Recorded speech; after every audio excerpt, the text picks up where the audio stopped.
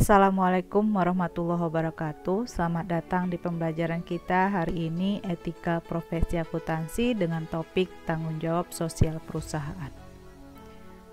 Tanggung jawab sosial perusahaan ini merujuk pada upaya perusahaan dalam menyeimbangkan komitmennya pada pihak-pihak yang berkepentingan di organisasi tersebut. Area CSR ini yaitu ada stakeholder. Stakeholder merupakan orang-orang dan organisasi yang secara langsung dipengaruhi oleh praktek-praktek organisasi dan yang memiliki kepentingan dalam kinerjanya. Kemudian juga ada area CSR ini pada lingkungan alam serta kesejahteraan sosial secara umum. Alasan untuk bertanggung jawab secara sosial yang pertama adalah moralitas. Jadi perusahaan itu harus memiliki moralitas di mana hal benar yang harus dilakukan. Kemudian ada pemurnian kepentingan diri sendiri, yaitu apa yang ditabur itu yang dituai. Ketiga ada mempertahankan otonomi, menghindari campur tangan kelompok lingkungan kerja dalam pengambilan keputusan. Di sini ada hubungan antara etika bisnis, tanggung jawab sosial dengan nilai perusahaan. Jadi jika si perusahaan ini memiliki etika bisnis dan tanggung jawab sosial, dalam pengambilan keputusannya, pendapatan perusahaan akan meningkat sehingga nilai perusahaan akan semakin baik. Keputusan yang tidak etis biasanya timbul jika pengambilan keputusan hanya untuk menguntungkan diri sendiri daripada pemegang kepentingan. Pemegang kepentingan ini yaitu karyawan, pemegang saham, dan lingkungan. Praktek bisnis yang tidak etis dapat berpengaruh tidak baik terhadap nilai perusahaan. Tanggung jawab kepada pelanggan. Tanggung jawab kepada pelanggan jauh lebih luas daripada hanya menyediakan barang atau jasa. Perusahaan mempunyai tanggung jawab ketika memproduksi dan menjual produk.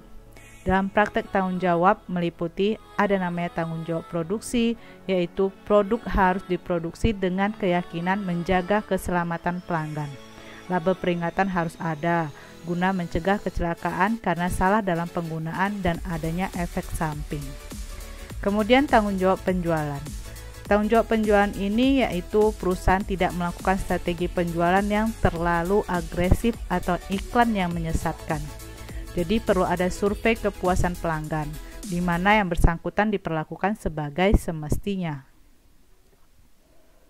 Cara menjamin tanggung jawab sosial kepada pelanggan, yaitu yang pertama adanya ciptakan kode etik. Jadi di perusahaan itu pasti ada kode etik perusahaan, yaitu berisi serangkaian petunjuk untuk kualitas produk sekaligus sebagai petunjuk bagaimana karyawan, pelanggan, dan pemilik seharusnya dipelihara. Yang kedua yaitu memantau semua keluhan. Hubungi pelanggan apabila mereka mempunyai keluhan mengenai kualitas produk atau lainnya. Kemudian cari sumber keluhan dan yakinkan bahwa problem tersebut tidak akan timbul lagi. Yang ketiga, umpan balik pelanggan, yaitu dengan cara meminta pelanggan untuk memberi umpan balik atas barang atau jasa yang mereka beli walaupun selama ini tidak ada keluhan atas barang tersebut dengan mengirim kuesioner. Cara menjamin tanggung jawab terhadap pelanggan. Tanggung jawab kepada pelanggan didorong juga oleh sekelompok konsumen tertentu. Jadi konsumen ini mewakili permintaan kolektif pelanggan di mana bisnis memenuhi kebutuhan mereka. Cara pemerintah menjamin tanggung jawab terhadap pelanggan. Pemerintah cenderung menjamin tanggung jawab kepada pelanggan dengan berbagai hukum atas keamanan produk, iklan, dan kompetensi industri, yaitu melalui ada peraturan pemerintah tentang keamanan produk, peraturan pemerintah tentang periklanan, dan peraturan pemerintah tentang kompetensi industri. Jadi kalau peraturan pemerintah tentang keamanan produk ini untuk melindungi konsumen dengan memberikan peraturan atas beberapa produk perusahaan tersebut. Nah, kalau peraturan pemerintah tentang periklanan, pemerintah itu menciptakan hukum yang melarang iklan yang menyesatkan. Dan untuk peraturan pemerintah tentang kompetensi industri, pemerintah mempromosikan persaingan di seluruh industri karena persaingan dapat menghindari penggunaan taktik penjualan yang menyesatkan serta praktek monopoli. Tanggung jawab kepada karyawan. Nah, setelah kita membahas mengenai tanggung jawab kepada pelanggan, kemudian gimana tanggung jawab perusahaan terhadap karyawannya. Yaitu pertama, bertanggung jawab atas rasa aman para karyawan dengan cara meyakinkan tempat kerja tersebut adalah aman bagi karyawan dengan selalu mengecek peralatan kerja supaya selalu dalam kondisi layak dan tidak berbahaya. Kemudian yang kedua itu adalah perlakuan layak oleh karyawan lain. Perusahaan bertanggung jawab untuk meyakinkan bahwa para karyawan diperlakukan layak oleh karyawan lainnya. Jadi isu yang timbul biasanya masalah di diversitas atau kelainan atau adanya perbedaan karyawan dan pelecehan seksual. Kemudian yang ketiga, kesempatan yang sama. Jadi setiap karyawan yang melamar itu untuk suatu posisi tidak seharusnya ditolak karena diskriminasi masalah SARA. Nah, cara perusahaan meyakinkan tanggung jawab kepada karyawan. Untuk meyakinkan bahwa karyawan menerima perlakuan yang layak, beberapa perusahaan menciptakan prosedur keluhan untuk karyawan yang merasa bahwa mereka tidak diberikan kesempatan yang sama. Keluhan ditangani oleh seseorang atau departemen atau bagian atau seksi yang ditunjuk perusahaan. Jadi adanya masukan dari yang bersangkutan. Kemudian perusahaan berusaha memecahkan dan memperbaiki prosedurnya untuk menghindari keluhan karyawan selanjutnya. Nah, konflik dengan pemberhentian karyawan. Pemutusan hubungan kerja atau PHK mungkin berguna untuk mengurangi biaya yang sangat substansial dan memuaskan pemegang saham. Di samping itu supaya perusahaan bertahan hidup. Nah, ini merupakan cara terbaik bagi perusahaan tetapi tidak bagi karyawan. Jadi solusinya itu adalah dengan menyalurkan karyawan yang di PHK pada pekerjaan lain dalam perusahaan atau grup perusahaan lainnya. Kemudian selanjutnya mengenai tanggung jawab kepada pemegang saham. Jadi tadi sudah kepada pelanggan, kepada karyawan, kemudian perusahaan harus juga bertanggung jawab kepada pemegang saham. Jadi cara perusahaan meyakinkannya itu adalah dengan manajer perusahaan memonitor keputusan perusahaan untuk meyakinkan bahwa mereka membuatnya untuk kepentingan pemilik. Gaji karyawan dikaitkan dengan kinerja perusahaan dan hal ini di karyawan tinggal memfokuskan pada memaksimalkan nilai perusahaan tersebut. Cara pemegang saham meyakinkan tanggung jawab. Pemegang saham aktif dalam mempengaruhi kebijakan manajemen perusahaan, terlebih ketika mereka tidak puas dengan gaji para eksekutif perusahaan atau kebijakan lain. Pemegang saham yang sangat aktif umumnya investor institusi yang memiliki sejumlah besar saham. Mereka akan meminta pertanggungjawaban eksekutif perusahaan atas ketidakpuasannya.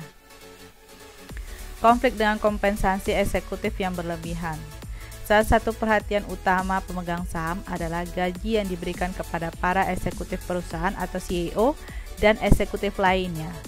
Isu ini timbul manakala perusahaan membayar gaji tinggi kepada para eksekutif, di lain pihak imbalan yang diterima oleh para pemegang atas investasinya tidak memuaskan. Kemudian selanjutnya yaitu tanggung jawab kepada kreditor. Jadi perusahaan selain bertanggung jawab kepada pelanggan, kepada karyawan, kepada pemegang saham, perusahaan itu harus juga bertanggung jawab kepada kreditor. Jadi jika perusahaan mengalami masalah keuangan dan tidak dapat memenuhi kewajibannya, harus diberitahu kepada si kreditornya. Jadi biasanya kreditornya itu bersedia memperpanjang jatuh tempo pembayaran serta memberi advies dalam mengatasi masalah keuangan. Dan yang terakhir adalah tanggung jawab kepada lingkungan. Proses produksi yang digunakan perusahaan juga produksi yang dihasilkan dapat mencemari atau merusak lingkungan. Misalnya polusi udara yang berbahaya bagi masyarakat dan polusi tanah akibat sampah atau limbah beracun yang mengakibatkan tanah tidak atraktif dan tidak berguna untuk keperluan lain seperti pertanian. Nah, upayanya gimana? Upaya perusahaan ini dalam mengatasi misalnya polusi tadi. Jadi perusahaan itu membatasi jumlah CO2 yang disebabkan oleh proses produksi dengan mendesain peralatan produksi dan produknya. Adanya merevisi proses produksi dan pengemasan untuk mengurangi jumlah sampah atau limbah, menyimpan sampah beracun dan mengirimkannya ke tempat pembuangan sampah khusus, mendaur ulang plastik dan membatasi pemakaian material yang akan menjadi sampah yang solid, perusahaan harus memiliki program lingkungan yang dirancang untuk mengurangi kerusakan lingkungan.